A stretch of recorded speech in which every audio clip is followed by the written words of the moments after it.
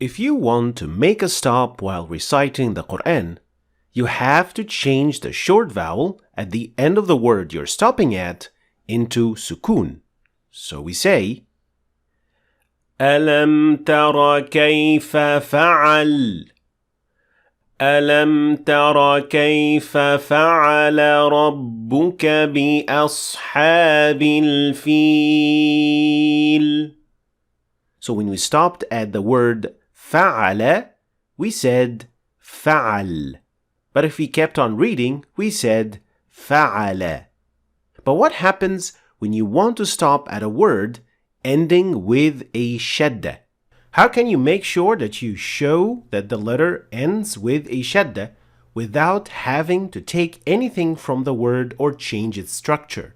And what should it sound like if you stop at a letter with shaddah without its vowel, since you will be changing the vowel at the end of the word into sukun?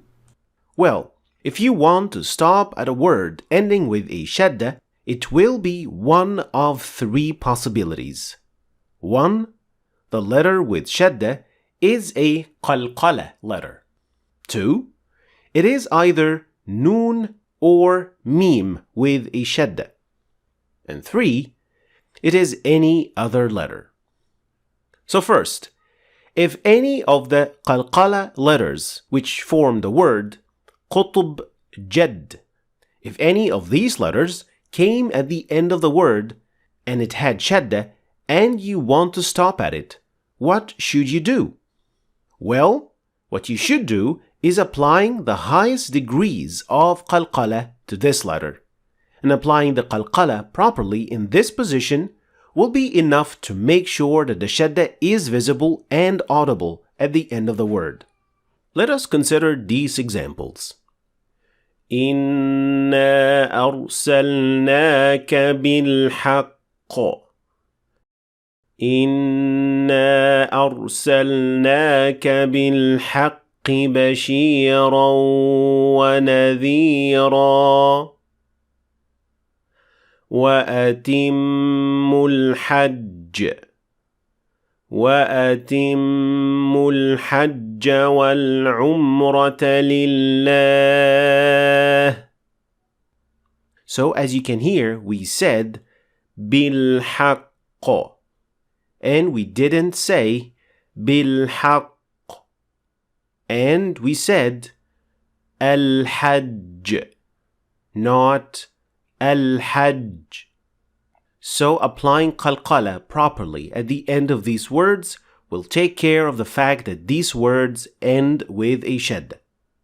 And if you want to learn more about qalqala and how to execute it properly, then you can check out this lesson.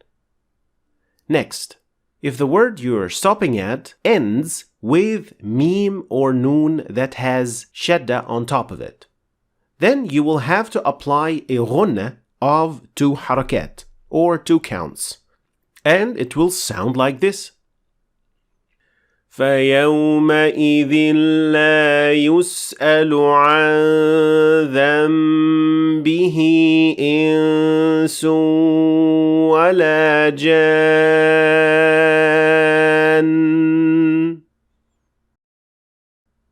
فَأَخَذْنَاهُ وَجُنُودَهُ فَنَبَذْنَاهُمْ فِي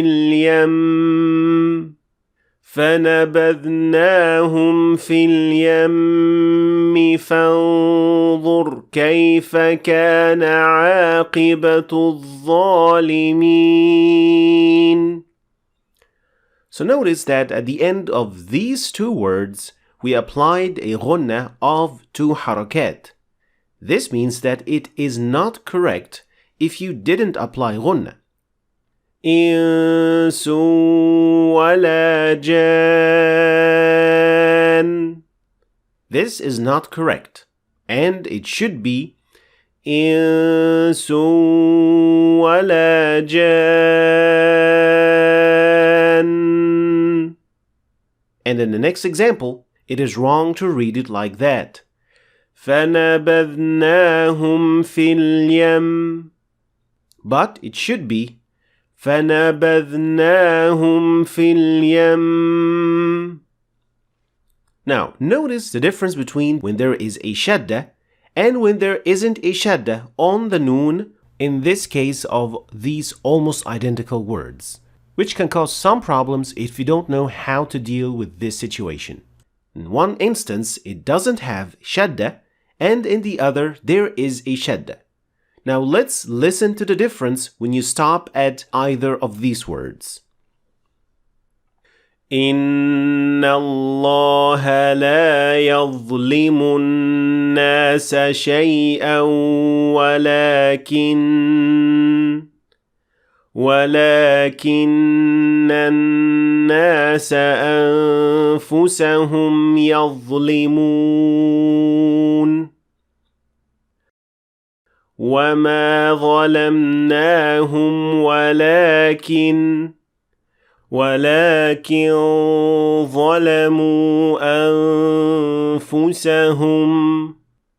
So when there is a shaddah, you clearly apply the ghunnah of 2 harakat so that when someone hears it, they would know that this word ends with a shaddah.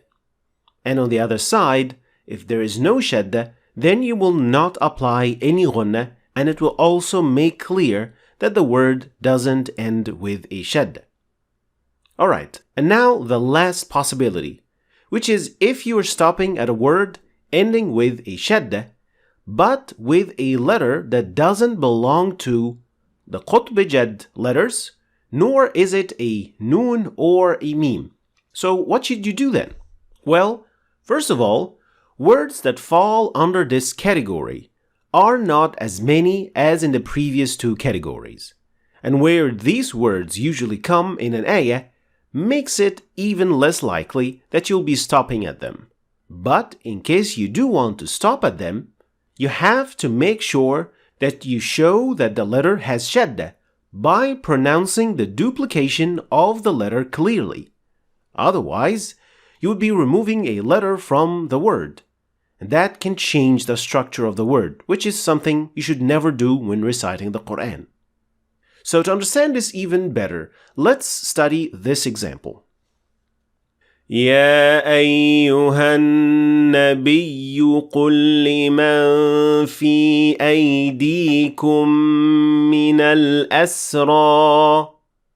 So the word nabi is the word that we would like to stop at. So let's analyze this word letter for letter to understand how to do this properly. The most important thing that you will notice right away is that the word ends with a shaddah, and therefore the last letter is duplicated. Now, to stop properly, you need to only drop the dhamma and turn it into sukoon. The common mistake that usually happens here is removing the dhamma and the second ya along with it, which would sound like this. Ya ayyuhan nabi, which is wrong because this means that there is just one ya at the end of the word, while it should sound like this. Ya ayyuhan nabi. So how do we get to this stage? Notice that the original word is an-nabiyyu. What we want to remove is the dhamma only and turn it into sukoon. So we should stop before we get to the point when we pronounce the dhamma. That's why we say an-nabiy, not an-nabiyyu, and not an-nabi. So the correct pronunciation is an-nabiy. And in this way, we don't have the dhamma at the end of the word, and we also show that the word ends with a duplicated letter or a letter with a shaddah. Let's have a look at another example. وَأَعِدُّوا لَهُم مَّا اسْتَطَعْتُم مِّن قُوَّةٍ وَمِن رِّبَاطِ الْخَيْلِ تُرْهِبُونَ